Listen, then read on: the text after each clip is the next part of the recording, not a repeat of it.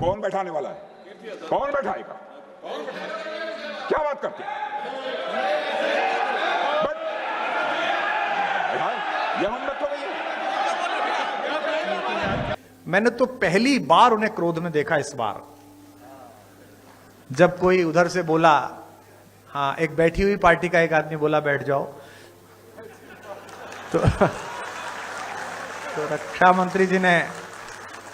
मंत्री जी के अंदर का सिंह जागा, कहा कौन बिठाएगा हमें। यह बात नहीं है कि हमारे मुस्लिम भाइयों ने बंकिम चंद्र चटर्जी के मेटाफर्स को सही अर्थ में नहीं समझा था। मौलाना रजाउल करीम ने कहा कि वंदे मातरम जैसे निर्दोष और सर्वांग सुंदर गीत को भी सांप्रदायिक कहते हैं, पर जिनके पास उदार दृष्टि है उन्हें वंदे मातरम गीत को समग्र दृष्टि से देखना चाहिए। वे देखेंगे कि उसमें बुत परस्ती का कहीं पर, अध्यक्ष महोदय, कोई दोष नहीं है।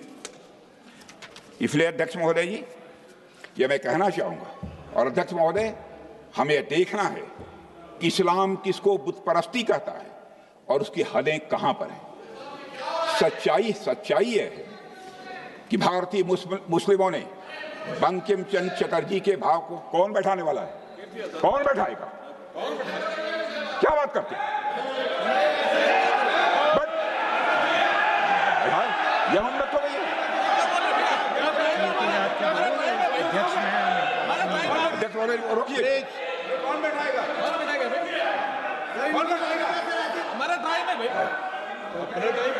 हमारे साथी थे, हमारे साथी। अध्यक्ष महोदय, वंदे मातरम, प्लीज। अध्यक्ष महोदय, सच्चाई है।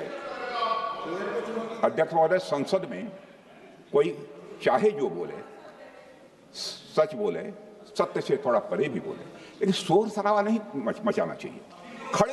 खड़े होकर आप बाद में जब भी बोलने का अवसर मिले आप उसका प्रतिकार कर सकते हैं। संसद की मर्यादा है, सदैव मैंने इसका ध्यान रखा है महोदय। संसद तरफ से यह मेरे बारे में कोई नहीं कहता, संसद की मर्यादा मैंने कभी नहीं तोड़ी। भारत के यशस्वी रक्षा मंत्री जी हैं और मेरे प्रति पिछले 3 दशकों से पुत्रवत स्नेह उनका रहा है।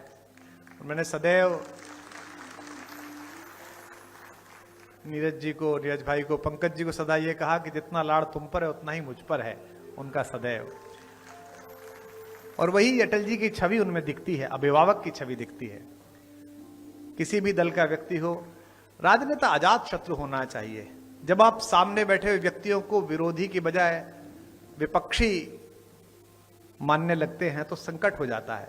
मैंने तो पूरे लोकतांत्रिक जीवन में, विधानसभा में, राज्यसभा में भी आप इतनी कम आयु में रहे, मैंने तो पहली बार उन्हें क्रोध में देखा इस बार, जब कोई उधर से बोला, हाँ, एक बैठी हुई पार्टी का एक आदमी बोला बैठ जाओ, तो रक्षा मंत्री जी के अंदर का सिंह जागा, कहा कौन बिठाएगा हमें। तो पूरा सदन तालियों से गूंज उठा, तो एकदम आनंद जागृत हुआ।